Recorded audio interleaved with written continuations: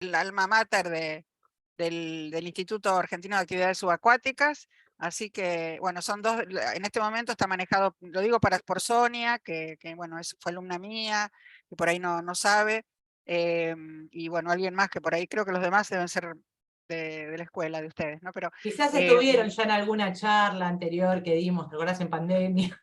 sí, son las dos personas que lo manejan, son ella y María Laura Laprovita. Bueno, Laura debe estar con las nenas ahora en este horario, me imagino. O sí, o laburando. Laburando. Bueno, va a ver después la grabación. Bueno, bienvenidos, bienvenidas a todos. Yo voy a empezar y los que se van sumando, así que vos, Georgie, vos le das entrada. Sí.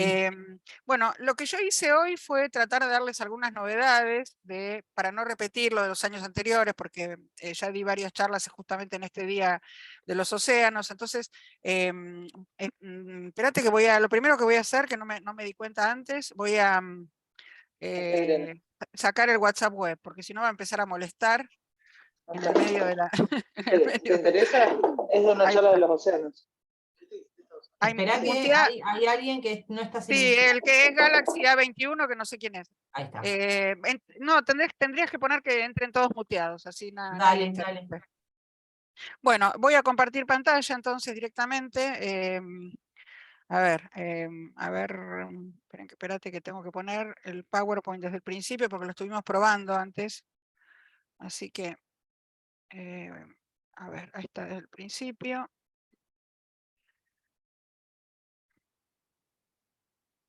Bueno, ahí comparto.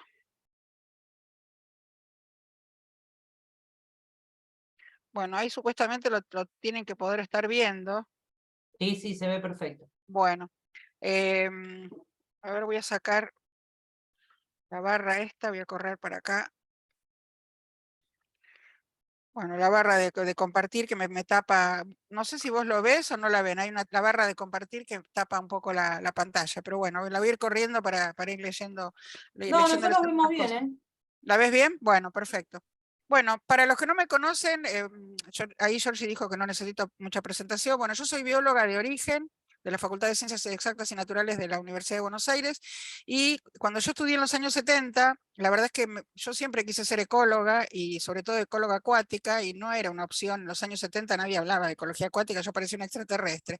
Si yo seguía en la facultad era hacer un doctorado en biología, que para mí era más de lo mismo, y había mucha especialización en lo que era biomedicina, genética, en biología molecular, y la verdad que a mí eso no me interesaba, yo quería ser ecóloga. Entonces apliqué a una beca de la Organización de Estados Americanos, me la dieron, me fui a la Universidad de Oregon a estudiar, estuve allá varios años, y cuando volví, la OEA me contrató para trabajar en Centroamérica, en saneamiento de unos lagos contaminados en Panamá, en Costa Rica, cuando Costa Rica empezó toda la movida ambiental, y también en Nicaragua, que Nicaragua era un desastre, ¿no? De contaminación. Y bueno, los capacité a la gente allá y volví, entré primero como becaria, después entré en la carrera de investigador del CONICET, y la OEA me volvió a becar en los 90 cuando apareció la computadora Pentium. La gente joven va a creer que estoy hablando del siglo, no sé, de mi abuela, pero de la época de mi abuela, pero en realidad hoy cualquiera de estos smartphones tiene mucho más capacidad que una Pentium. Pero era imposible trabajar en evaluación de impactos ambientales con mapas georreferenciados, con toda la información que van en esos mapas, si uno no hacía la capacitación en sistemas de información geográfica, y yo no tenía ni la menor idea de lo que era eso. Así que la OEA me volvió a becar y estuve un año académico en la Universidad Autónoma de México. Ahora ese curso se puede hacer virtual, pero no, en la época mía no existía la posibilidad virtual. En este momento me jubilé, después cuando Caballo mandó a lavar los platos, la verdad es que la situación se puso muy difícil en el CONICET, a mí no me alcanzaba mi sueldo para pagarle a la niñera, mi marido en ese momento estaba bien económicamente porque era representante en la Argentina de Hewlett Packard, entonces renuncié, pateé el tablero en los 90, me fui del CONICET y me quedé con la cátedra universitaria de grado y posgrado en la Universidad de Buenos Aires, que de una dedicación simple, que es lo que permite la dedicación exclusiva del CONICET. Pero bueno, tuve la desgracia que mi marido se enfermó de cáncer, se murió, yo tenía 3 chicos y tuve que salir a parar la olla Pero paralelamente, en el medio de toda la desgracia, tuve mucha suerte porque justo empezaron a aparecer un montón de carreras ambientales. Se formó, por ejemplo, la carrera de Ingeniería Ambiental en la Universidad de 3 de Febrero, que es una carrera que no existe todavía en la Universidad de Buenos Aires, y todos los posgrados ambientales en la Facultad de Derecho, en Económicas, en Agronomía, o sea, y varias carreras, la licenciatura en Ciencias Ambientales. Entonces empecé a tener trabajo y también la Agencia de Protección Ambiental del Gobierno de la ciudad. Y ahí empecé a hacer gestión ambiental y me jubilé justo antes de la pandemia, con 60 años y con 40 años de aporte. Me jubilé en gestión, en el, digamos, el cargo más alto que uno puede tener en el laboratorio de la Ciudad de Buenos Aires. Yo era la gerenta del laboratorio de análisis de agua de la ciudad, porque después de mí venía el director general y después el presidente de la agencia y el ministro de Ambiente y Espacio Público, que son cargos políticos. Así que yo, digamos, llegué por carrera hasta el cargo más alto que uno puede tener como técnico, ¿no? Sin pertenecer a un partido político. Así que ahora me jubilé de todo eso y me quedé con las cátedras por eso dice profesor universitaria de grado y posgrado. Así que bueno, un poco les quería comentar esa, digamos, formación mía. Entonces les decía que yo traté de poner algunas novedades, según las Naciones Unidas. Hoy es el Día Mundial de los Océanos, como todos sabemos, y yo acá les puse algunas cosas que no son frases mías, son frases que están en el portal de la ONU, que lo pueden ver. Lamentablemente muchas de estas cosas están en inglés, pero bueno, si alguno tiene la suerte de poder manejar el inglés, lo puede ver. Yo igual les puse varios hipervínculos de las páginas de la ONU, están en inglés, y después también les puse, por las dudas para los que no hablan inglés, algunos hipervínculos de la Fundación Vida Silvestre Argentina, de la cual fui voluntaria hace muchísimos años, y que están en castellano, por supuesto, ¿no? Para que, por lo menos no sé si, para que no se sientan, no sé, bajoneados los que no saben inglés. Entonces lo que dice la ONU es que hoy la excesiva presión humana pone en jaque los ecosistemas marinos del mundo y el bienestar de la gente, ¿no? Con esta imagen de portada, digamos, en su página, dice: la humanidad enfrenta una crisis ambiental sin precedentes. Conservar los océanos sanos, convertirlos en aliados frente a la amenaza del cambio climático, es un paso fundamental para revertir esta crisis. Ahora vamos a ir hablando de algunas cosas que tienen que ver justamente con lo que está pasando con los mares, ¿no? Este día se empezó a conmemorar en el año 2008, o sea que hace relativamente poco, ¿no? Que se empieza a conmemorar por resolución de la Organización de Estados Americanos, perdón, por la Organización de Naciones Unidas, y lo que busca la fecha no es celebrar nada, porque en realidad no hay nada que celebrar, estamos muy mal con respecto al mar, y ahora les voy a decir un poco por qué. En realidad lo que se quiere es conmemorar esta fecha, que debería ser los 365 días del año, ¿no? Para reforzar la importancia de los ecosistemas marinos en la vida cotidiana de nosotros, de los seres humanos y del resto de los seres vivos. Les decía que estamos mal porque voy a decirles una verdad de perogrullo, pero es importante comentarlo para que se entienda bien. Por ejemplo, cuando uno quiere ver la situación de las selvas o de los bosques, hoy en día con los satélites que tenemos, que son extraordinarios, con el zoom de los satélites se puede ver hasta la cosa más chiquitita sobre la Tierra, y se puede contar, incluso se pueden contar las canopias, o sea, no sé cómo decirlo en castellano, sería canopy en inglés. Por ahí José Luis me ayudas con esta palabra, ¿no? Pero no, hay una palabra que es canopia, que es la traducción, es un Spanglish del inglés de canopy, que es la copa de los árboles, ¿no? Uno puede contar, por ejemplo, las copas de los árboles, y eso es relativamente fácil porque obviamente los árboles están arriba de los continentes, y por eso digo que es una verdad de perogrullo, y no se mueven.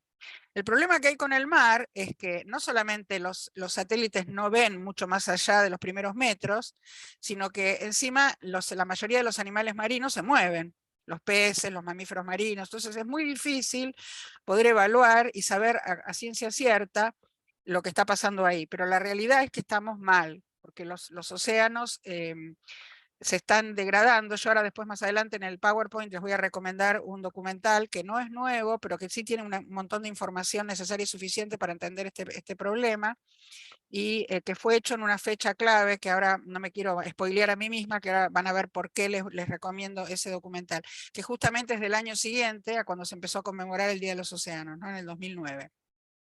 Bueno, los océanos cubren, acá yo les puse, esto es un PowerPoint que yo se lo voy a mandar a Georgie y a las chicas del instituto después los que son mis alumnos me lo pueden también pedir a mí, para que puedan hipervincular lo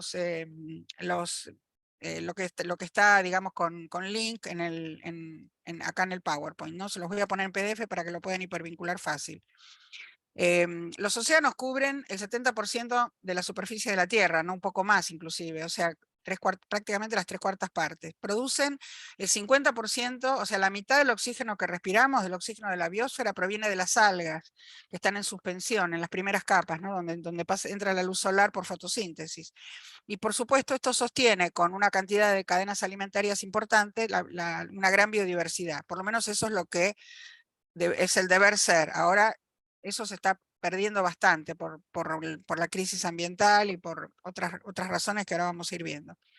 También contribuyen con la conservación del equilibrio ecológico, son los reguladores del clima, de la tierra, regulan la temperatura. Ustedes saben que el mar siempre tarda más en calentarse y tarda más en enfriarse, por eso la gente que vive cerca del mar tiene una temperatura mucho más empática, más amigable con el cuerpo, ¿no? O sea, los inviernos no son tan helados, puede haber viento, sí, pero los inviernos no son tan helados y los veranos no son tan calurosos, a diferencia, por ejemplo, de las ciudades más mediterráneas, ¿no? Que están en el medio de los continentes.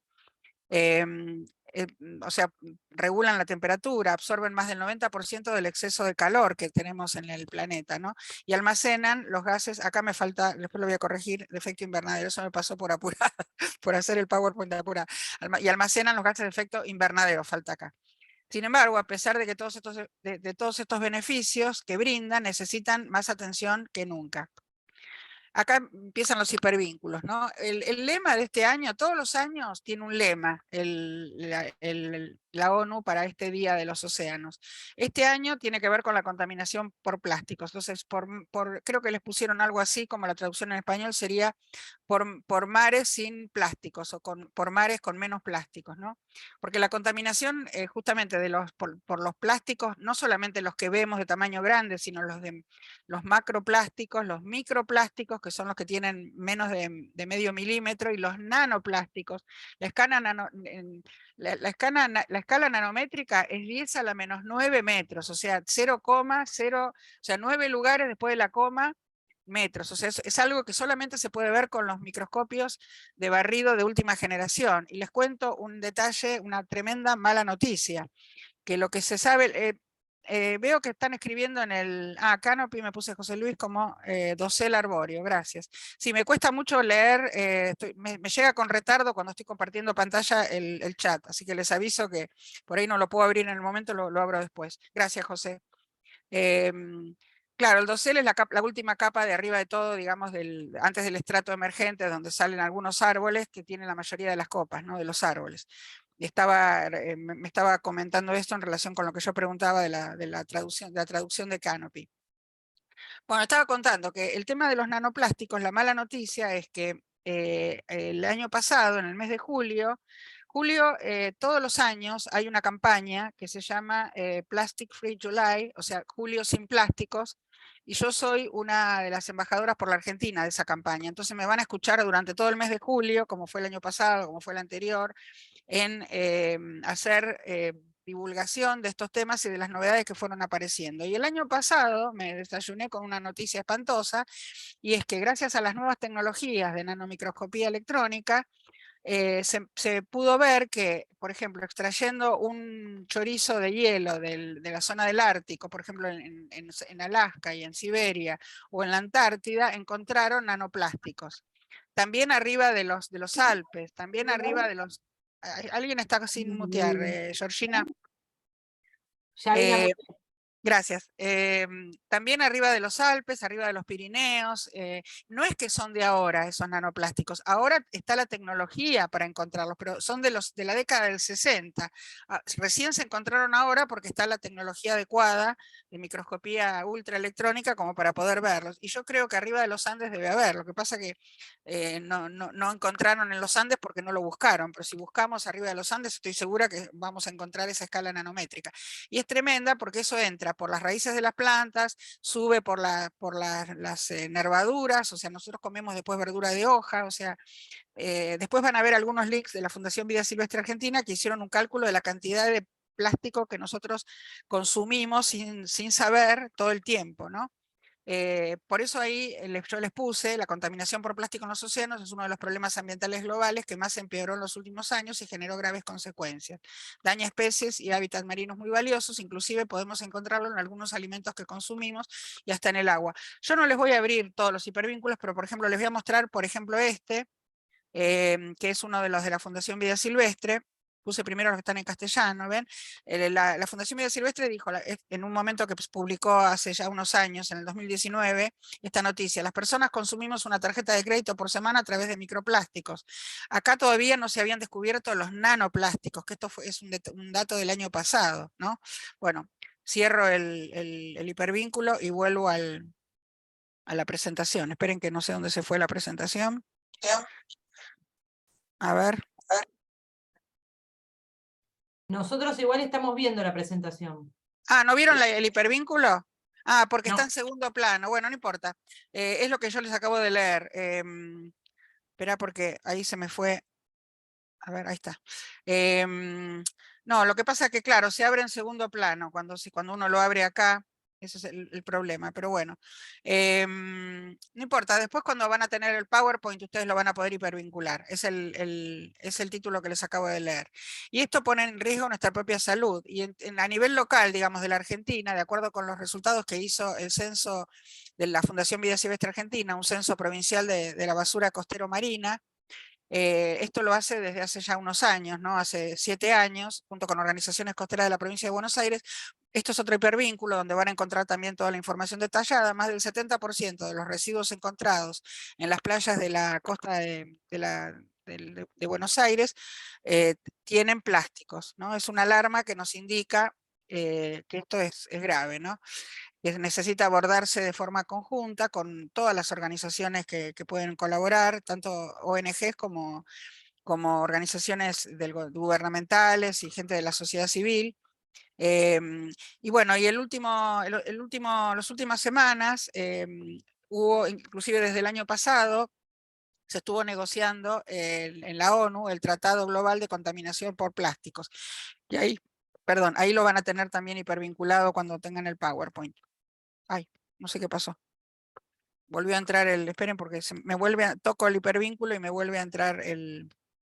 Sí, por supuesto, Sonia, que ya acabo de decir que voy a mandar el PowerPoint. Se ve que no están escuchando atentamente. Acabo de decir que voy a mandar el PowerPoint. Así que no me pregunten lo que ya dije, por favor. Bueno, sigo. Bueno, el mar, como todos sabemos, no tiene límites políticos de países. Y esta última década, que fue la década de los océanos, justamente del 2020 desde el 2000, perdón, desde el 2010 al 2000, desde el 2012 al 2022, se tomó conciencia sobre la necesidad global de tener más resiliencia, tener océanos sanos, ¿no?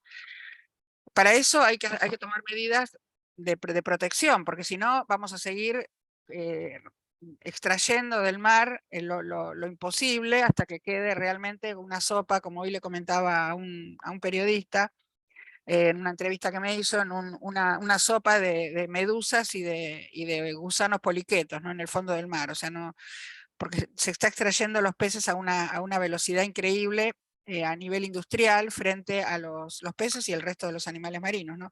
Frente a la desgracia o ¿cómo les puedo decir? A ver, la gente llora, los pescadores.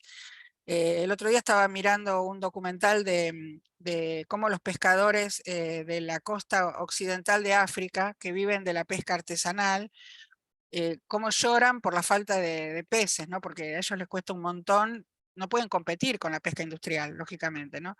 Entonces se busca alcanzar un nuevo acuerdo internacional que permita proteger la biodiversidad marina en las aguas internacionales. O sea, lo que está más allá, por ejemplo, de las 200 millas de nuestra plataforma, parece como que es de todos, pero no es de nadie al final. Vieron que el cineasta y piloto Piñeiro hizo hace pocos meses, en el verano, una movida, ya lo hizo varias veces, pero esta vez invitó a influencers con muchos seguidores en Instagram y también a periodistas a un vuelo nocturno sobre la milla 200-201 para ver cómo los buques de España, del sudeste asiático, sobre todo de China y de Taiwán y Vietnam, cómo ponen unas luces que imitan el sol, entonces los calamares que creen que es la luz del sol, que van a encontrar ahí el alimento, porque siguen a su alimento, ¿no? Que son sobre todo el plancton, ¿no? Que busca, el fitoplancton busca la luz solar, justamente por la fotosíntesis. Entonces, con estas luces poderosas, parece una ciudad nocturna, ¿no? Toda la línea, lo deben haber visto porque salió en todos los diarios, lo mostraron todos los noticieros. Entonces, estas aguas internacionales hay que protegerlas para justamente que no para que no se diezme, para poder proteger justamente esa biodiversidad marina en esas aguas internacionales, ¿no? Y eso fue algo que se acordó en una reciente convención sobre la biodiversidad marina. Se conoce como Tratado de Alta Mar, este acuerdo que apunta a convertir el 30% de los océanos en zonas protegidas para el año 2030. O sea, falta bastante poco, ¿no? Faltan menos de 7 años, pero la idea es salvaguardar y recuperar la naturaleza marina, y esto sería un hito histórico, ¿no? Porque el último acuerdo internacional para proteger los mares se firmó en el año 1982, ¿no? Hace más de 40 años, durante la Convención de Naciones Unidas sobre del Derecho al Mar. Bueno, esto también es una verdad de perogrullo. No tengo que decirles que los mares ocupan un rol muy importante en este momento en la agenda internacional, lo vemos en los medios también. Y entonces alcanzar la creación de este acuerdo sería muy importante para reforzar la conservación y el uso sostenible de los ecosistemas. Y también sumar nuevas herramientas para darle pelea a esta triple crisis ambiental, que sería el cambio climático, la pérdida de biodiversidad y la contaminación, sobre todo por plásticos. Acuérdense que hay 5 islas de plástico. Yo siempre lo comento en los webinarios, en las charlas que doy en mis columnas. Tengo 2 columnas semanales de radio. Pueden buscar todo eso, los que son los videos más largos están en mi página en mi canal de YouTube, porque en las redes, por ejemplo en Instagram, salvo que sea un vivo, no se puede subir un video muy largo, ¿no? Pero si ustedes entran en mi canal de YouTube, que yo renuncié a la monetización porque no quiero que la gente lo estén bombardeando con publicidad, lo único que quiero es que sea una red social más y que sea un servicio. Entonces pueden buscar ahí, lo digo todo el tiempo, las 5 islas de plástico, ¿no?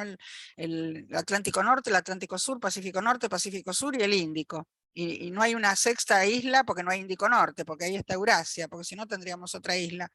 Y lo que está, o sea, esta isla verdadera de plástico, que hay una que tiene el tamaño de Europa, está justamente en el centro, en la parte centrífuga, donde dan vuelta las corrientes marinas, o sea, los plásticos que van siendo liberados, el 80% que provienen de los continentes, solamente un 20% es basura marina, puede ser restos de tanza, de redes, pero la gran mayoría, más del 80% viene de los continentes por escurrimiento superficial de las lluvias. Entonces, eso llega a los mares y los mares lo van llevando a la parte profunda, y después suben a la superficie y se unen a esos giros, ¿no? Que tienen las corrientes marinas.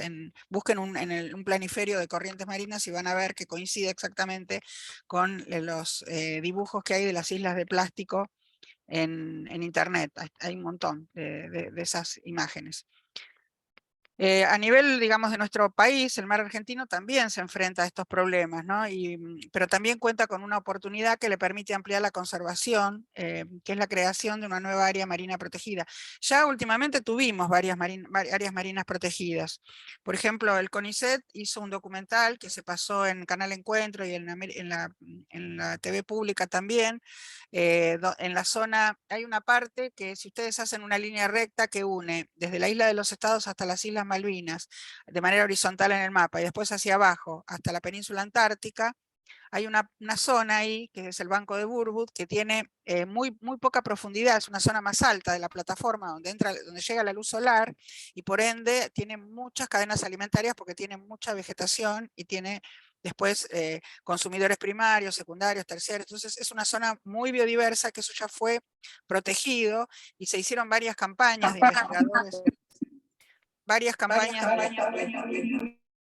de doctorandos que hicieron su tesis en eso, donde describen un montón de especies nuevas para la ciencia, ¿no? que no se conocen. Bueno, y ahora se está hablando de poder, bueno, y tenemos ya otras varias, ¿no?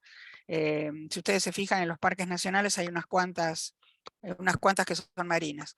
Este proyecto que tiene que ver con esta protección mayor, que yo les comentaba recién en la diapositiva anterior, tiene que ver con una ley que se llama la Ley del Agujero Azul, que logró la sanción de la Cámara de Diputados en el año 2022, el año pasado, y tiene que ser tratado este año para que no pierda estado parlamentario. Yo la verdad que tengo grandes esperanzas porque esto, la verdad que no afecta a ningún interés argentino, ¿no? Sí afecta a los que nos están robando todos los recursos marinos en la línea de la milla 2001, perdón, 201.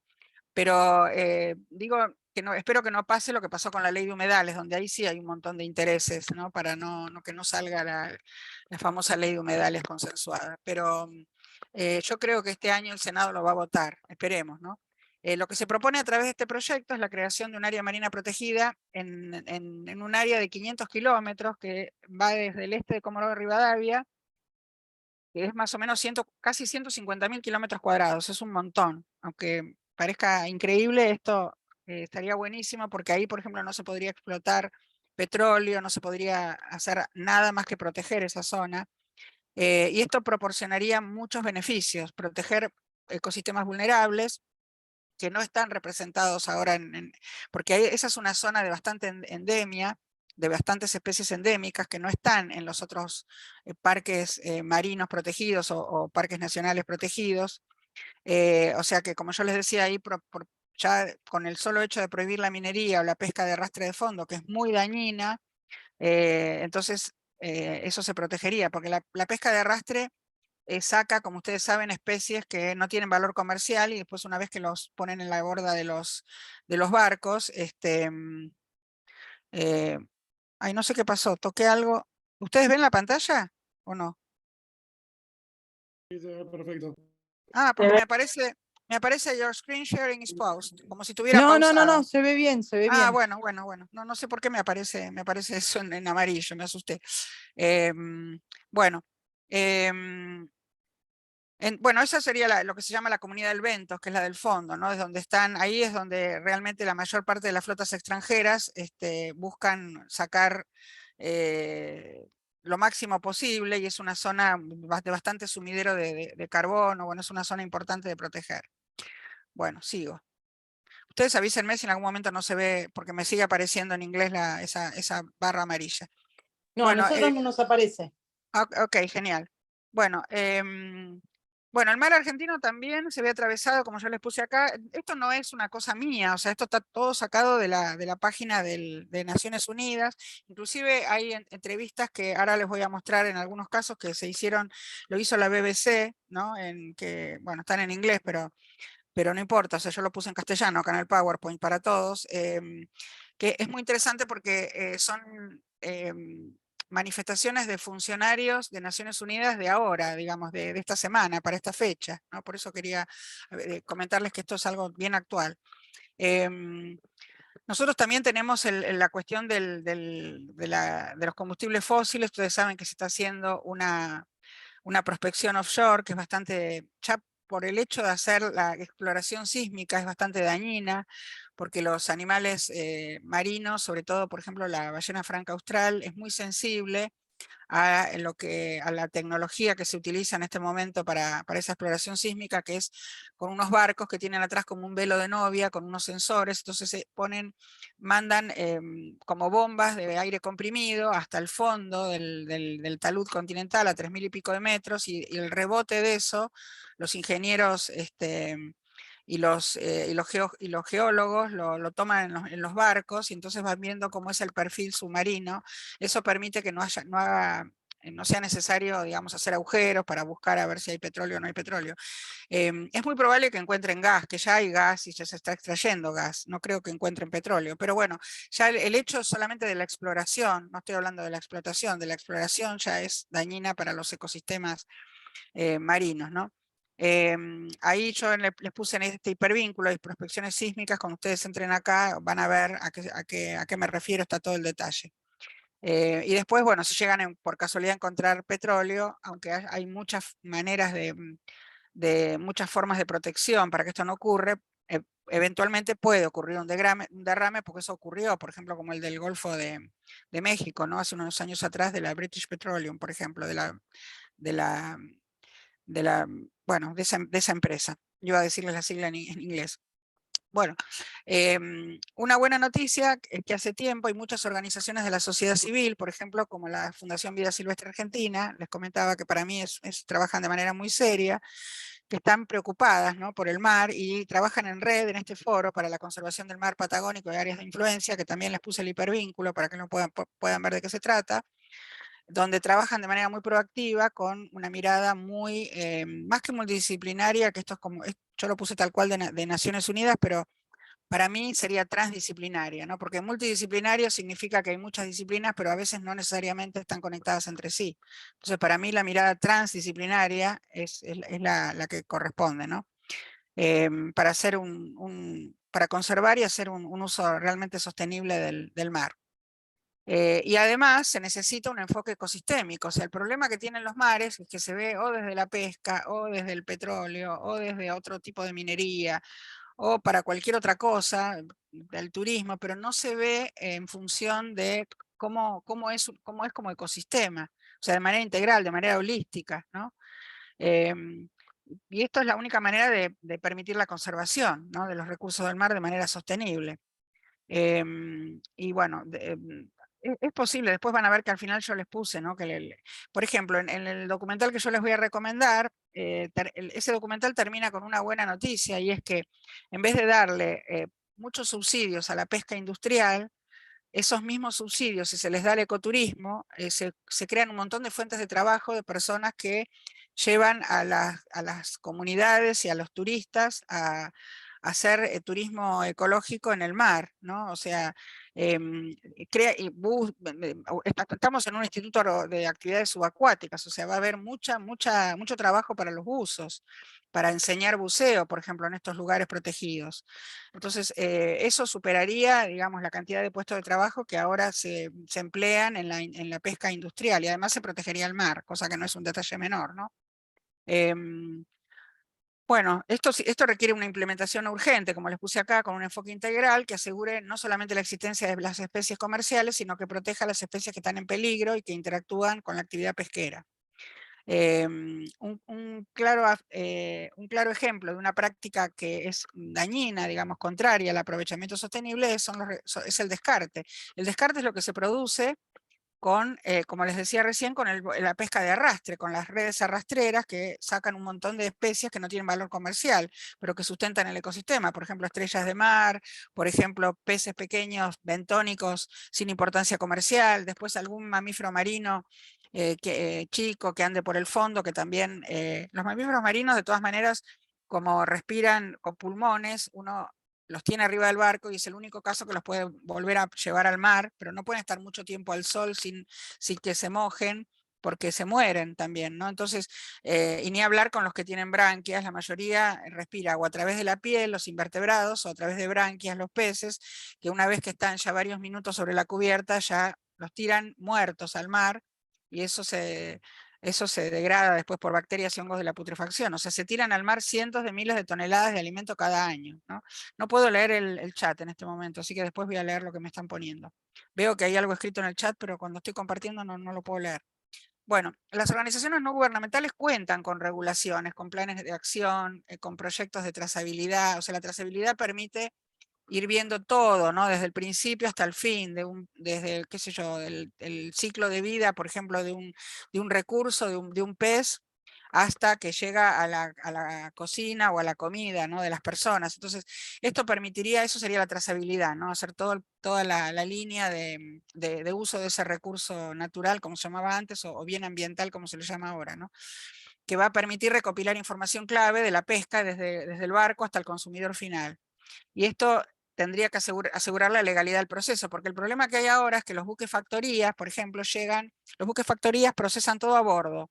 Entonces lo que ocurre es que procesan, por ejemplo, los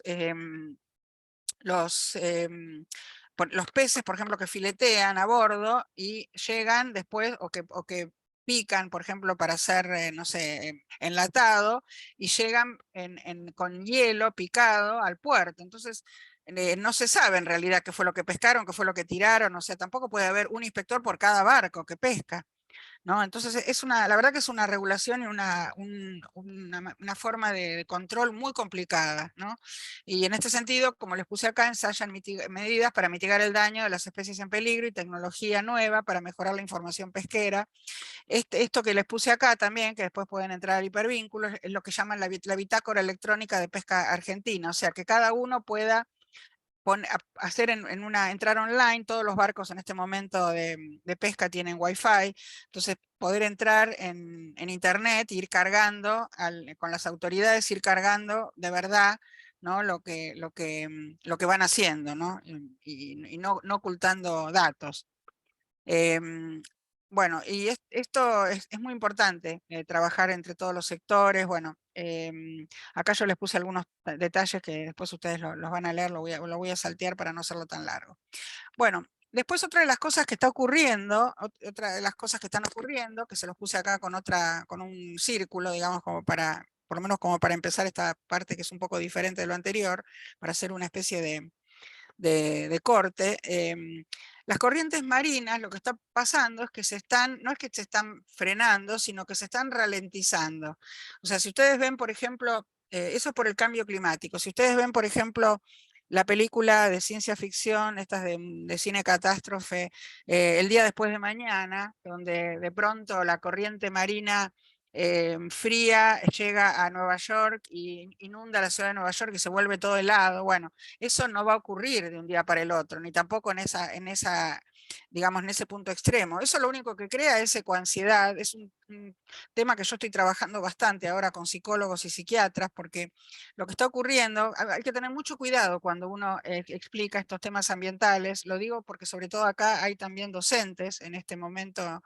Ahí está, creo que entró hace un rato, vi que entró Leti, que es una chica que es operadora en crisis, psicóloga también. Nosotros estamos en un colectivo de operadores en crisis, donde hay distintos profesionales de muchas disciplinas diferentes, y a mí me incorporaron porque el tema de la ecoansiedad es algo que me preocupa un montón. Ahora justamente el lunes que viene tengo que ir a grabar una nota sobre este tema que va a salir en el único programa de la televisión abierta de la Argentina sobre ecología, que es Ambiente y Medio. No sé si alguno de ustedes lo vio alguna vez, los que son de la Argentina por lo menos. En América, a las 11 de la mañana los domingos, y después lo repiten a la noche, creo que a las 11 de la noche en América 24, que es el por cable. Pero a la mañana está en televisión abierta, ¿no? Y es un tema que a mí me preocupa porque desde que apareció el fenómeno Greta Thunberg en Suecia, con los Fridays for Future, o sea, las huelgas de los viernes por el futuro que ella empezó a hacer, los chicos jóvenes empezaron a manifestar muchos, digamos, los menos vulnerables, los más resilientes, dicen que no quieren tener hijos para no traer en este planeta que va a quedarse totalmente colapsado dentro de pocos años. Yo imagínense que eso no lo voy a ver porque soy una persona grande, pero digamos, todo esto lo hago por mis hijos, por mis nietos, por mis alumnos, por las futuras generaciones. Ahora ya está apareciendo en los países nórdicos, que ya tienen un porcentaje alto de suicidios, están apareciendo suicidios de chicos jóvenes, donde por las cartas que dejan o intentos de suicidio, donde dicen que los más vulnerables que lo intentan o que terminan suicidándose, que lo hacen porque no quieren vivir un planeta que está en crisis y que cuando ellos sean grandes no van a poder soportar la falta de agua, la falta de alimento. Bueno. Hay que tener cuidado porque eso que ya ocurre en Suecia, Finlandia, Noruega, Dinamarca, no queremos que llegue acá. O sea, acá también hay suicidio adolescente, pero se suicidan por otras razones, por bullying, por problemas de recursos económicos, por otras cosas, o sea, no por un tema de ecoansiedad. Entonces, el tema, hay que tener mucho cuidado, los que somos docentes, de cómo trabajamos con los jóvenes este tema, ¿no? O sea, hay que explicarles la situación, pero no recomendar, como por ejemplo esta película de cine catástrofe que les acabo de mencionar recién, ¿no? El día después de mañana, que es una película que ya tiene unos cuantos años, o una que salió en pandemia, que se llama Endgame 2050, que es una película que empieza con una distopía, donde hay gente en un neuropsiquiátrico viendo lo que ocurre afuera, de que no hay alimento, no hay agua, ellos les limitan la cantidad de agua que toman hasta por goteo, la cantidad de alimento que comen, y encima en el medio hay un suicidio, ¿no? Es que les estoy spoileando nada, sino que desde el principio que se habla de esta distopía, ¿no? Esos son ese tipo de documentales que encima salió en pandemia, en el 2020, en la cuarentena cerrada. Yo le escribí y le dije que lo sacara estaba público y le dije, sacalo público, dejá si querés el tráiler, ¿no? Y por suerte lo hizo. Es una médica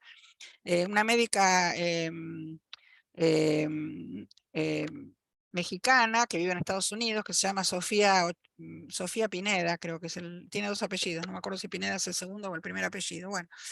Y ella la hizo en inglés, porque la hizo en Estados Unidos, donde ella vive, pero con acento bien latino, ¿no? Y estaba subtitulada encima en español, y estaba pública. Ella pensó que hacía un bien mostrándolo en pandemia, y en realidad yo veía que mis alumnos estaban volviendo locos con esa película. Entonces ahora por suerte dejó solo el tráiler. No sé, el que la quiera tiene que pedirla especialmente. Bueno, yo ahí les puse otra vez de nuevo este dato que es muy importante, ¿no? Que tiene casi 3/4 partes del porcentaje del agua del planeta, los mares, es nuestra fuente de vida y de sustento, además del resto de los seres vivos, ¿no? Y por lo menos, no se sabe muy bien, pero puede ser que sea más del 50% de ese oxígeno de las algas. Lo que pasa que a veces me preguntan cómo puede ser que esta cantidad sea así de los mares y no, por ejemplo, que sea todo de los bosques. En realidad los bosques y las selvas producen una cantidad pero tremenda de oxígeno. Pero ¿qué pasa? La única parte de las plantas verdes superiores, digamos, como son los árboles, las plantas con flor, por ejemplo, que fotosintetizan son las partes verdes, pero a su vez los árboles tienen que mantener la respiración, no solamente de las partes verdes, sino del tronco, del xilema, del floema, o sea, de los vasos internos, por donde circulan los líquidos, los frutos, las flores, las raíces, o sea, lugares que no fotosintetizan. Entonces, cuando ustedes hacen la cantidad total de oxígeno de una selva o de un bosque, y le restan la cantidad de oxígeno que consume, no queda mucha cantidad. Por eso las algas, que tienen digamos, son unicelulares o filamentosas o por ahí coloniales, que son todas de un cuerpo muy sencillo, digamos, desde el punto de vista de la evolución, se llama talo con L, no con L, talo, es el cuerpo del alga, toda el alga fotosintetiza. Entonces todo el oxígeno que le sobra por fotosíntesis lo libera al mar y eso va después por difusión al aire, ¿no? A la atmósfera. Bueno, y además es la principal fuente de proteínas para 1.000 millones de personas. Vamos a pensarlo ahora en términos productivos, porque también esto es clave para la economía de los países, ¿no? Más o menos unos 40 millones de trabajadores dependen del sector relacionado con los mares. Ahora yo después les voy a poner algunas otras cifras que tienen más que ver con la pesca. Pero sin Irene, embargo, sí, perdón que te interrumpa. no, decime. Pensé que era yo, pero no están pasando las diapositivas, ¿eh? ¿No? Ah, entonces por eso, ¿cuál es la última que vieron? Y la última nos quedamos en Se trata del agujero azul. Ay, no me digas, ¿por qué no me dijiste? Ahí es donde me decía Stop Share, que me aparecía esto, y vos me decías que la seguían viendo. Bueno, a ver, voy a compartir otra vez. A ver, ahora voy a ponerlo de nuevo, espérate. A ver. Bueno, qué bueno que me dijiste, ¿no? Pero se las voy a... A ver, yo iba por esta, Sí. pero ahora voy a ir hacia atrás. Ahora sí, Sí, pero perfecto. no me acuerdo, bueno, no me acuerdo cuál fue la última. A ver, la del agujero azul, esta es la última. Bueno, igual de lo que viene Sí, acá, esta fue la última. esto se lo fui diciendo, o sea, acá están los hipervínculos que yo les mencioné, que lo están viendo, ¿no? Eso que está en celestito, los hipervínculos. Prospecciones sísmicas, el Foro para la Conservación del ahora Mar sí. Patagónico, bueno, esto igual lo estuve comentando. Acá hay otro hipervínculo, 2 hipervínculos, la parte de descarte, que es por las redes de pesca, y lo que se pierde, ¿no? En alimentos.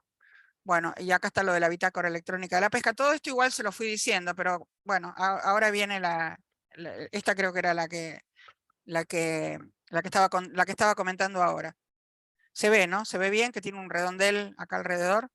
Sí, sí. Bueno, o sea, a pesar de la importancia que tiene desde el punto de vista comercial, a pesar de eso, bueno, no le estamos dando, necesita más apoyo que nunca, ¿no? Porque no le estamos dando la necesaria y suficiente bolilla, ¿no? Por decirlo en un castellano que se entienda, no le estamos dando ni 5 de pelota, esa es la realidad. Disculpen lo poco académico del lenguaje. Bueno, acá hay también una cuestión que es medio mítica. La gente cree que solamente los arrecifes de coral están, también se lo decía hoy a un periodista en una nota, ¿no? La gente cree que solamente están en el sudeste asiático, me refiero a los argentinos en general, ¿no? Que están la gran barrera de coral, por ejemplo, al norte de Australia o al sur del sudeste asiático, o que están en el Caribe. Pero nosotros acá también tenemos corales. Hay corales de agua fría.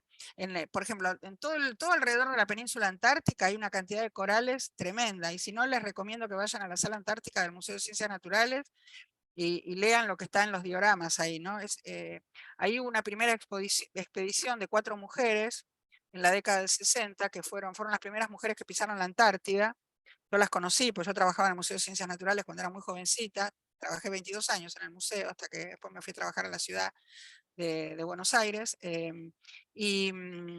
La verdad es que hay muchísima vida de arrecife.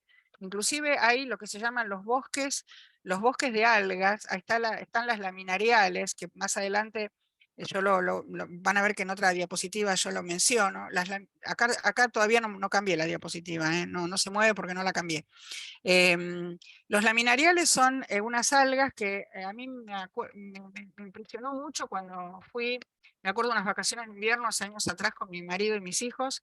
Todavía vivía mi marido, o sea que debe ser más de 20 años, los chicos eran chicos. Fuimos a conocer Ushuaia, y yo me asomé en una excursión en un catamarán, me asomé a la borda, digamos, porque la verdad que tiene una transparencia impresionante el canal de Beagle.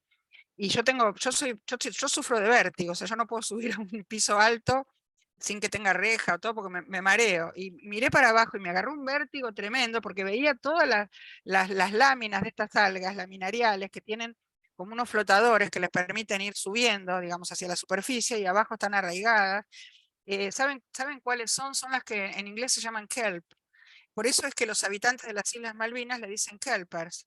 Los pueblos originarios lo llamaban cachiyuyo, o cachiyuyo, cachiyuya le dicen en Chile, ¿no? Por ejemplo, en Punta Arenas. Bueno, acá nosotros históricamente lo llamaban cachiyuyo. Después en castellano, bueno, le dicen laminariales, obviamente, porque es el orden, ¿no? Laminariales de la botánica. No tiene una traducción para decir kelp, no sé cómo se traduciría en castellano, ni siquiera sé si existe una palabra, por eso digo los bosques de laminariales, bosques entre comillas, porque bosque no puede ser de algas, un bosque tiene otra connotación y otra definición, pero bueno, se le llama así, ¿no? Bosques entre comillas de laminariales, y tienen una biodiversidad impresionante que viven en ese ecosistema, ¿no? Entonces, eso es lo que hay que tratar de proteger y tratar de restaurar la vitalidad para devolverle la vida, digamos, porque los océanos no es que está todo perdido, pero si seguimos extrayendo, sí lo va a estar. O sea, estamos en un punto justo donde tenemos esa ventana de oportunidad para poder protegerlo, ¿no? Acá hay otro hipervínculo que después pueden verlo. Estos hipervínculos que les muestro a partir de ahora, están todos en inglés, lamentablemente, porque son de la página de Naciones Unidas, pero bueno, pueden poner el traductor de Google de última, aunque no sé si la web esta admite traductor de Google. Bueno, pueden probar, y si no, pintar, copiar y pegar en un Word y poner el traductor, qué sé yo, no sé, se me ocurre. Bueno, entonces les decía, el tema de este año está enmarcado en el diseño de las ciencias oceánicas de Naciones Unidas, que es estos últimos 10 años, prácticamente esta década o decenio, como le llaman ellos. Y yo acá les recomiendo este documental que les decía que no es casual, que fue hecho en el 2009, un año después que se empezó a conmemorar esta fecha del Día Mundial de los Océanos, que se llama The End of the Line en inglés, que tiene una doble connotación el título en inglés, porque es la punta de la línea de pesca, pero también la punta de la línea de los gráficos que muestran cómo en una prospección hacia el año 2040, 2050, se pueden ir acabando los peces y no se hace nada.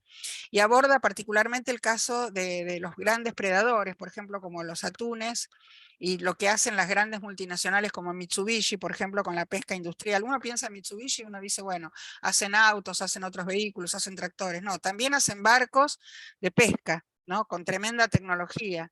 donde no se les escapa nada, ¿no? Y los atunes son peces enormes.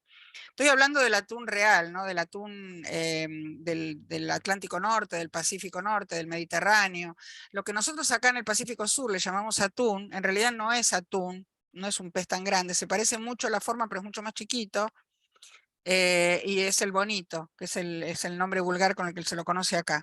Si la latita que nos venden de atún fuera realmente de atún, costaría, no sé, unos cuantos dólares más de lo que nos cobran una latita de atún acá, ¿no? Le llaman atún, pero eso fue cuando vino acá la inmigración italiana, que veía, por ejemplo, los peces que ellos le llamaban sardina, bueno, es otra especie diferente a la del Mediterráneo, nuestra sardina, la anchoa lo mismo el atún, ¿no? Son los pescadores italianos que, por ejemplo, se instalaron en Mar del Plata y en otros puertos después de la guerra, en época de crisis, y le pusieron el nombre que ellos conocían. Entonces, bueno, este documental se conoció en distintas partes del mundo, de acuerdo al país. En España, por ejemplo, se lo conoció como Salvemos el Mar, en América Latina, Un Mundo Sin Peces, y yo les puse acá el hipervínculo, o sea que cuando ustedes tengan eso es un documental que tiene bastante, es largo, ¿no? No lo vamos a pasar acá, pero cuando ustedes tengan después el PowerPoint lo pueden hipervincular, y se los recomiendo realmente porque ahí explica realmente el problema. Después, posteriormente, hubo muchos documentales, pero la base del problema está en este documental, que es muy interesante. Bueno, la ONU lo que dice ahora es únete, pero bueno, nosotros decimos unite y celebrar el valor de los océanos, porque son pulmones para nuestro planeta, justamente por esa cantidad, más de la mitad del oxígeno que se produce. Hay países, en Australia se hizo una investigación preliminar y creen que 3/4 partes en realidad del oxígeno de la Tierra vienen del mar. Y en Canadá hicieron otro trabajo también preliminar y ellos dicen que son 2/3. Bueno, 2/3, 3/4, ya con que sea más del 50% del oxígeno para nosotros ya es suficiente, digamos, razón como para protegerlo, ¿no? Además de los recursos que nos provee, de alimentos, de medicamentos y de ser una parte fundamental de la biosfera. Sí, te están viendo las diapositivas, ¿no? ¿Qué estoy pasando, Georgie? Sí. Ok. Bueno, entonces el propósito de este día, como les decía, no es celebrar nada, sino informar sobre el impacto que tiene para los humanos el mar. Ya falta poco, por si están cansados. Y desarrollar un movimiento mundial que apoye realmente, que una a la población en este proyecto sustentable de los mares, ¿no? Por eso Naciones Unidas organizó hoy un evento híbrido desde la sede de Naciones Unidas en Ginebra, que fue presencial y virtual, con el tema El planeta oceánico, las corrientes están cambiando. En realidad hay dos lemas, uno es este, que es el más general, y otro en particular, que es el tema de la contaminación por plásticos, ¿no? Que les dije recién. Bueno, acá les puse también dos hipervínculos, un documento que hizo la División de Asuntos Oceánicos y Derecho al Mar de la Oficina de Asuntos Jurídicos de Naciones Unidas, que está también en inglés, junto con una organización de la sociedad civil que se llama Oceanic Global, y lo que trata este año es mostrar realmente, con fotos preciosas, que la gente de buceo no les tengo que decir las maravillas que hay en el mar, porque ustedes las ven cada vez que hacen los trabajos prácticos cuando salen a bucear, sobre todo a lugares tropicales. Realmente es una fuente tremenda, ¿no?, de vida para todos, y además es precioso. Entonces, esta iniciativa unió a los líderes de opinión, a varios famosos, cantantes, actores, directores de cine. Yo, por ejemplo, tengo un video que voy a subir en estos días que hizo Harrison Ford, por ejemplo, bueno, los que realmente defienden esta causa. Bueno, otro es, por supuesto, Leo DiCaprio. Todo el mundo conoce Hay algunos que no son tan conocidos, como Leo DiCaprio, que tiene una propia fundación, ¿no?, para todos los temas ambientales. Después hay socios institucionales mismo de la ONU, junto con los países, la comunidad, investigadores, empresarios, comunicadores, expertos, incluso de la industria, que quieren que se conserve la biodiversidad y que no se pierda la oportunidad económica que sustenta el océano, porque esto es algo para pensar también en el futuro y no liquidarlo que sea pan para hoy, hambre para mañana, ¿no? Y además hoy dieron a conocer, o lo van a dar a conocer creo que ahora, en este momento que estamos nosotros conectados, porque le dijeron que iba a ser, lo iban a decir a las 12 de la noche hora de Ginebra, son 5 horas creo, si no me equivoco ahora en esta época con el cambio de horario que ellos hacen, así que en este momento se debe estar, si no lo hicieron ya hace un ratito cuando empezamos, dando a conocer los ganadores de un concurso fotográfico, ¿no? Y después pueden animar a otras personas con que les interese esas fotos, que seguramente mañana van a estar en todos los diarios internacionales, para que la gente se pueda presentar, por ejemplo, para el año que viene, ¿no? Los que les gusta la fotografía. Una cosa, seguramente no lo van a levantar los diarios de acá, pero les doy un dato interesante que yo lo uso mucho, sobre todo para ver, por ejemplo, los diarios de Corvallis, que es la ciudad donde está el campus de la universidad donde yo estudié. Hay un sitio en internet que se llama kiosco.net. Kiosco.net tiene todas las revistas y diarios del mundo online. Entonces ustedes buscan, tiene quíntuple entrada, creo que usan, usan una aplicación donde ustedes pueden entrar, por ejemplo, por país, pueden entrar por el medio, pueden entrar por tema, pueden entrar por palabras claves, no sé, tienen muchas posibilidades, ¿no? Entonces, si ustedes, por ejemplo, ven la portada de otros diarios mañana de otros lugares del mundo, seguramente van a ver estas fotos, ¿no? Sobre todo, bueno, busquen en Suiza, por ejemplo, en Ginebra está la sede de la ONU, seguro que ahí aparece. Bueno, bueno, ahí se los recalqué en la otra diapositiva. Bueno, además de producir por lo menos ese 50%, por eso le puse por lo menos, porque hay quienes dicen Canadá, Australia, que estudiaron que es más del 50%, 3/4, 2/3 del oxígeno del planeta, absorben 1/3 del dióxido de carbono que producimos los humanos, ¿no? Entonces esto amortigua también los impactos del calentamiento global, porque el dióxido de carbono es un gas de efecto invernadero muy importante. O sea, hay otros gases también, como el metano, ¿no? El metano tiene menos moléculas que el dióxido de carbono, pero tiene más valor calórico, ¿no? Cada molécula. Bueno, después otra de las palabras que aparecen ahora, que están apareciendo por estos días, que está tratando la Organización de Naciones Unidas que se conozca, es hablar de la economía azul y de la economía azul sustentable o sostenible. ¿Y por qué es importante para América Latina y para la Argentina? Bueno, porque muchas industrias de todo el mundo dependen de la salud de los mares y repercuten en ella, haciendo que la riqueza de los mares mueva cada año entre 3 y 6 billones de dólares. ¿No? Estos son datos de la ONU. Billones de los norteamericanos, que son no los billones nuestros. Para ellos un billón son 1.000 millones, ¿no? Sería 6.000, entre 3.000 y 6.000 millones de dólares, sería en lenguaje nuestro. O sea, yo lo traduje tal cual, puso los datos, los datos la ONU, pero como ustedes saben, en Estados Unidos un billón no es lo mismo que acá un billón. Porque acá un billón sería 1.000.000 de millones, y para ellos son 1.000 millones, ¿no? Bueno, y esto incluye el empleo y todos los servicios relacionados con el mar, entre los que se encuentran el transporte, la pesca, las energías renovables, la construcción de puertos, el turismo costero, la infraestructura, etcétera, etcétera. Bueno, acá les puse algunas fotitos, no son muy buenas, pero son las que puso en la página de la ONU. Se calcula la economía azul en su totalidad como una economía nacional, y si uno la considera así, sería la 7ª más importante del mundo.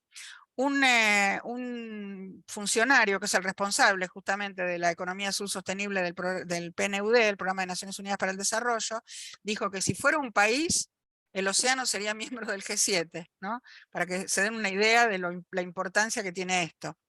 Es el mayor ecosistema del mundo, otra vez el mismo porcentaje que ya les mencioné antes, y el mayor sumidero natural de carbono, pero sin embargo se le dio durante mucho tiempo la espalda, ¿no?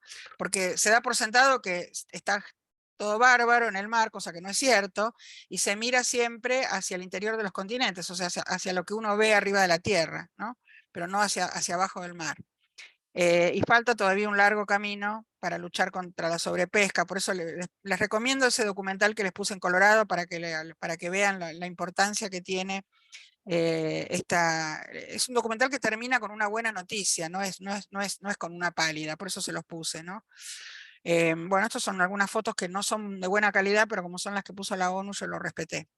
¿Dónde aparece el término? Esto creo que es lo último. ¿Dónde aparece el término de economía azul? Bueno, surgió de un economista, un tipo que se dedica a la economía ecológica de Bélgica, que se llama Gunther Pauli. Recuérdense de este apellido Pauli, porque va a aparecer ahora en las diapositivas siguientes hasta el final, que fue el primero en escribir sobre esta idea, justamente en el 2009, que cuando aparece el documental y a partir del año siguiente que se empezó a conmemorar el Día Mundial de los Océanos. Fíjense que esa fecha la mencioné ya varias veces antes, en un libro que se llama La Economía Azul, que recoge un informe que él hizo para el Club de Roma en aquel momento, ¿no? Hace 14 años atrás. Y en él, 14 dije, no, 24 años atrás. Perdón, me confundí.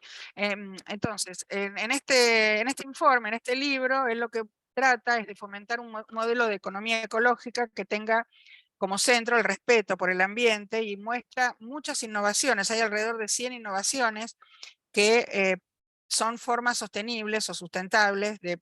Fíjense que yo lo uso como sinónimo, ¿no? Porque los economistas a veces no les gusta usarlo como sinónimo, pero yo lo pienso en función de que en inglés la palabra sustainable tiene la traducción sostenible, sustentable o sostenido.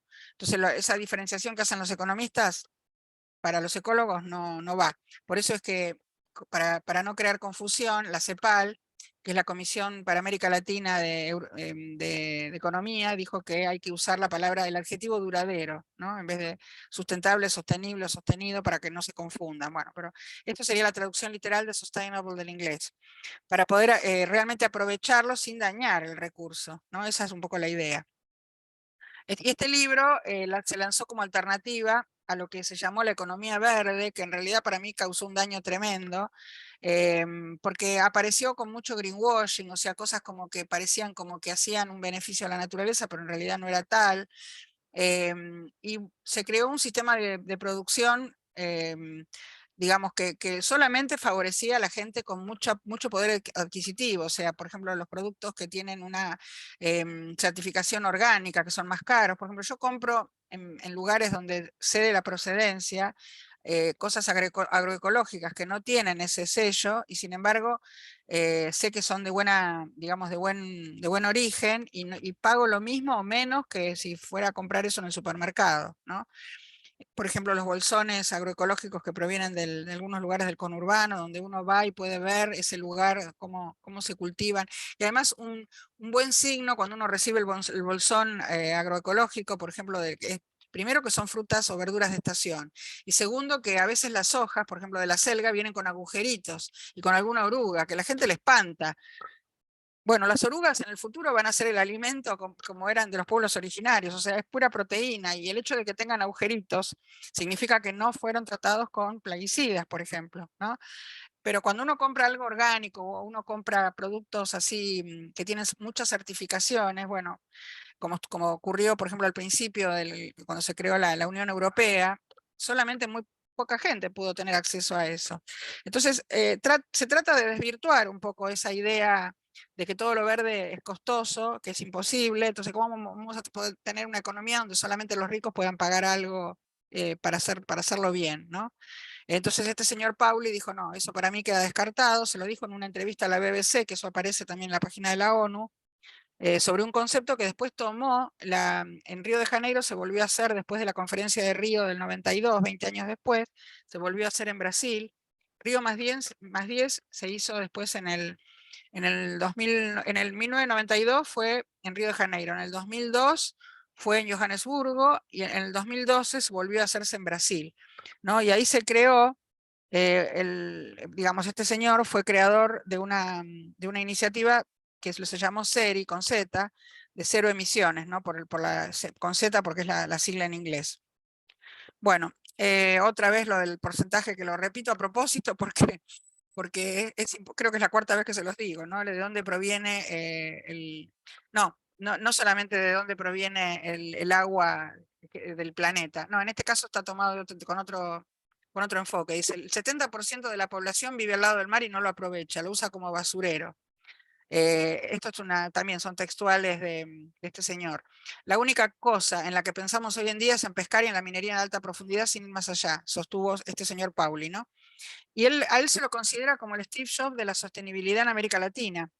Y él dice que no es un teórico, aunque él es un economista, pero bueno, él hizo bastantes prospecciones con fórmulas y cosas, bueno, cosas de economistas, pero propone realmente proyectos muy piolas, muy concretos. Él dice que no se da cuenta la gente de la oportunidad que nos da el mar, y describen el problema de contaminación por plásticos, la sobrepesca, la minería de alta profundidad, pero a veces con un análisis que no es adecuado, eso produce parálisis, ¿no? O produce, en el peor de los casos, ecoansiedad, que es lo que yo les mencionaba recién. Y él presentó estas propuestas concretas para regenerar, por ejemplo, manglares. El mangle es un árbol que está en la zona tropical para proteger las costas de los embates de la erosión. Nosotros acá, por ejemplo, no tenemos mangle, pero tenemos dunas, ¿no? Y se pueden, ven, acá aparece, acá tengo que corregir, por apurada puse un hashtag en vez de poner las comillas, acá tengo que cerrar comillas. Bosques de algas que les mencionaba recién, por ejemplo, regenerar los laminariales, ¿no? Para, por ejemplo, obtener energía.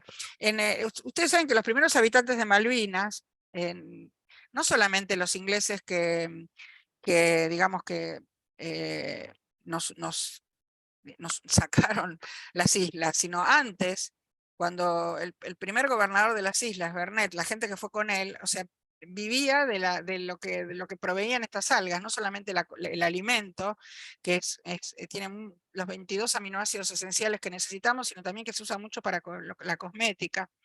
Entonces, ahora los kelpers, muchos viven, la mitad de la población de las Islas Malvinas viven de lo que extraen de estas algas, ¿no? De estas laminariales. Nosotros lo tenemos en el Océano Atlántico. Pauli, por ejemplo, hizo un proyecto para Mar del Plata, para contarles algo más cerca de nosotros, que está centrado en la cría de larva de mosca como alimento para la piscicultura, que se genera a través de los desechos de los mataderos. En vez de estar usando los mismos peces del mar para hacer alimento balanceado para peces, bueno, usar algo que era un desecho, ¿no? Y después hay otros ejemplos importantes, por ejemplo, para obtener energía en Rapa Nui, que son las islas que pertenecen a Chile, ¿no? Que están en el medio del Pacífico. Yo tuve la suerte cuando fui a un congreso en Australia, fui por LAN Chile, y LAN Chile para proveerse de combustible hace escala y está como 5 horas en la capital ¿cómo se llama en castellano? Rapa Nui, no me sale ahora bueno, alguno que googlee Rapa Nui y que se desmutee y me diga el nombre, pero no me sale el nombre en castellano. Bueno, son islas que son de Chile, donde están justamente los moais, ¿no? Que construyeron los pueblos originarios. Isla de Pascua. Isla de Pascua, gracias. Me salía en inglés, me salía Easter Island o pero no me salía como era en castellano. Gracias. Bueno, en realidad es un archipiélago, no una isla. Ahí puse la traducción literal, pero en realidad es un archipiélago que la capital depende el 100% de la importación de energía de afuera, que viene del continente y sobre todo de su país, que es Chile. Entonces, Pauli dice en plural porque fue el equipo de él que como está entrecomillado, dice, para ellos hicimos un plan de generación de energía eólica con cometas, o sea, como con barriletes, no con molinos, porque los molinos también interfieren con la migración de aves, por ejemplo, ¿no? Entonces, él lo descartó, y eso además le permite generar energía eólica 24 horas al día, y no solamente cuando hay viento que toca el molino eólico, ¿no? Así que bueno, y finalmente, ¿por qué es tan importante esta protección? Bueno, así como nosotros no podemos vivir sin corazón y sin pulmones, la Tierra no podrá sobrevivir, la biosfera y en general, y el ser humano en particular, sin océanos y mares saludables. Otra vez los porcentajes que ya les mencioné, y un 40% de la población mundial, o sea, más o menos 3.100 millones de personas, vive a menos de 100 kilómetros del mar, en 150 naciones costeras e insulares, según Naciones Unidas, y nosotros acá tenemos, en América Latina, 240.000 kilómetros de costa, y un 27% de la población depende directa o indirectamente del océano y de lo que el océano le da, ¿no? Entonces, bueno, voy a saltear las fotos porque no tienen buena calidad, pero bueno, son las que puso la ONU ahí. Entonces, mediante actividades como la pesca sustentable o sostenible, la producción de energía renovable, el ecoturismo, para el ecoturismo les recomiendo ver el documental que les mostré hasta el final, ¿no? Con respecto al ecoturismo de las áreas protegidas, ¿no? De las zonas protegidas. Los países pudieron aumentar las tasas de empleo y el buen saneamiento, reduciendo también la pobreza, la desnutrición o malnutrición y la contaminación. Y mejoran la calidad de vida, ¿no? O sea, esto también es una cosa bastante obvia, ¿no? Que lo social y lo ambiental no se pueden ni se deben separar. Y si facilitamos un desarrollo turístico sustentable o sostenible, utilizando las playas adecuadamente, sin tirar plástico, sin tirar basura, protegiendo los manglares, protegiendo en nuestro caso que no tenemos mangle, las dunas, por ejemplo, no haciendo estos emprendimientos en la costa que barren con los médanos. Si se protegen los arrecifes de coral, se va a mejorar la vida de la gente que vive en esa zona. Como estamos teniendo un gran problema de agua potable, bueno, la tecnología ahora más usada en todo el mundo, que es bastante cara, es la de ósmosis inversa, o sea, la de obtener con energía agua potable desalinizando el mar. Entonces, si lo seguimos contaminando, esto cada vez va a ser más caro, ¿no? Los proyectos de lo que llaman economía azul permiten obtener agua potable de buena calidad y no tan cara, alimento de circuito corto. Fíjense que en inglés me reía porque parecía de cortocircuito, pero digo, si pongo cortocircuito, como se ponen en inglés los adjetivos adelante, no van a entender, van a creer que tiene que ver con lo que llamamos es todo lo contrario de un cortocircuito. O sea, el circuito corto acá en realidad lo que quiere decir es que sean, que los alimentos se obtengan del lugar donde, o sea, que no tengan mucha distancia para no generar una huella de carbono muy grande, ¿no? No tengan que transportarse en barco, en avión, o sea, que realmente se generen muy cerca del lugar donde se consumen. Eso es un alimento de circuito corto. Y la energía renovable también, ¿no? Obviamente para disminuir los gases de efecto invernadero. Y entonces con esto se va a poder responder a necesidades básicas a muy corto plazo. Y la buena noticia es que esto es posible, ¿no? Esto es posible. Bueno, bueno, acá un poco la publicidad de la economía azul sostenible. Cómo se financian, hay unos fondos especiales que van a financiarlo de la ONU junto con inversiones privadas. Eso de que dicen que no hay financiamiento es mentira, financiamiento hay 350 bancos que financian, inclusive en algunos casos hasta son dinero que no incrementan la deuda externa de los países, o sea, son fundaciones que no se reembolsa ese dinero, ¿no? Si uno realmente demuestra que esa plata la usó para este tipo de objetivos, sobre todo para lo que se llaman los ODS o los Objetivos de Desarrollo Sostenible de Naciones Unidas, el número 14 que tiene que ver con los mares, ¿no? Que esto se estableció hace 8 años, en el 2015. Bueno, y realmente este año se comprometieron a dedicar por lo menos 1.200 millones de dólares hasta el año 2026 para esta economía azul, para apoyar proyectos, por ejemplo, de turismo regenerativo, de energía eólica y las algas como fuente de proteína y también para la industria cosmética o la industria farmacéutica. Así que eso es, realmente tienen que demostrar que va a ser que sea un uso absolutamente sustentable, ¿no? Bueno, eso es todo, chicas, chiques. Espero que les haya gustado. Acá les puse mi Instagram, Sirene, está también ahí pegado acá al lado de mi nombre, porque les cuento, yo estoy en todas las redes sociales, pero cuando me uní a Instagram, yo estoy en todos lados como Irene Wise, pero Irene Wise estaba ocupado y es otra persona, así que ojo porque en Instagram soy Sirene. Aviso porque si le escriben a Irene Wise, la pobre no habla castellano, no entiende nada de ecología y se la pasa mandándome mensajes. Esto me parece que es para usted, me pone la pobre en inglés. Así que bueno. Ay, Mara, qué lindo Mara que estuviste acá.